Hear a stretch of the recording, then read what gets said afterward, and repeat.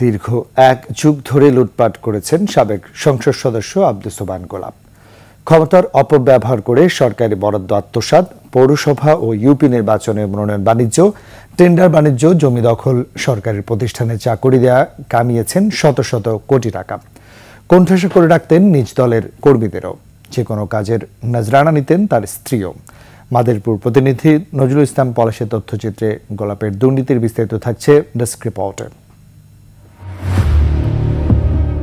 আব্দুস সোবহান গোলাপ আওয়ামী লীগের মনোনয়নে 2018 সালের বিতর্কিত নির্বাচনে হন মাদারীপুর 3 আসনের সংসদ সদস্য।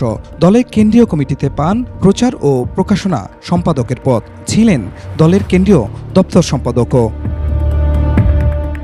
এরপর থেকেই অবৈধ পথে টাকা কামাতে আরও সক্রিয় হন গোলাপ। শেখ হাসিনার নাম ভাঙিয়ে দেশ জুড়ে বিছিয়েছিলেন মনোনয়ন বাণিজ্যের জাল। মনোনয়ন পাইয়ে দেওয়ার নামে নিতেন কোটি কোটি টাকা।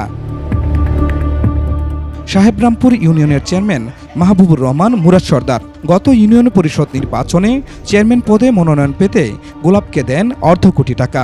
1 লাখ টাকা সালামি দেওয়া হয় তার স্ত্রী গুলশান আরা বেগমকে। তারপরও মেলেনি মনোনয়ন। উনি বললেন, তোর কিছু লাগবে না, তুই চলে যা। আমি কিছু না, আপনি তো কিছু নেওয়া ছাড়া আমাকে প্রতীক দিবেন না। উনি আমাকে বললেন, চেক নিয়ে আসতো? আমি না ভাই, চেক তো নিয়ে আসি নাই, তো কালকে চেক নিয়ে আসো। মনোনয়ন বাণিজ্যে আব্দুস সোবহান গোলাপ ছিলেন পাকা খেলোয়াড়। মনোনয়ন পাইয়ে দেওয়ার নামে একাধিক প্রার্থীর কাছ থেকে হাতিয়ে নেন লাখ লাখ টাকা। মনোনয়ন না পেয়ে টাকা ফেরত চাইলে দেওয়া হতো হত্যার হুমকি। আওয়ামী লীগ সভাপতি ও সাধারণ সম্পাদকের কাছে দায়ের করা হয় লিখিত অভিযোগও। এক ইউনিয়ন থেকে 3-4 জনের কাছ থেকে, লক্ষ্মীপুরে যেমন লক্ষ্মীপুরে ফজলুর কাছ থেকেও টাকা নিছে, আবার ওই এর কাছ থেকেও টাকা। শেখ পরিবারের ঘনিষ্ঠজন হওয়ায় গোলাপের বিরুদ্ধে দাঁড়ানোর সাহস পাননি কেউ।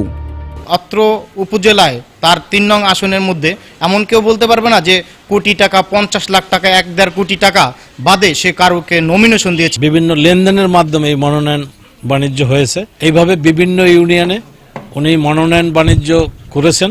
তার 2 ভাইরে প্রথম তার ভাই ইউনুস নমিনেশন দিছে এবং এককভাবে তাকে সিলেকশনে হয় নিছে। দলের কাউকে সেই সম্মান সে দেখায় না বা দেয় নাই। সরকারের পট পরিবর্তনে আত্মগোপনে থাকা গোলাপ গ্রেপ্তার হয়ে এখন আছেন কারাগারে। খুরশিদ আলম মুকুল, ডেস্ক রিপোর্ট, 21 টেলিভিশন।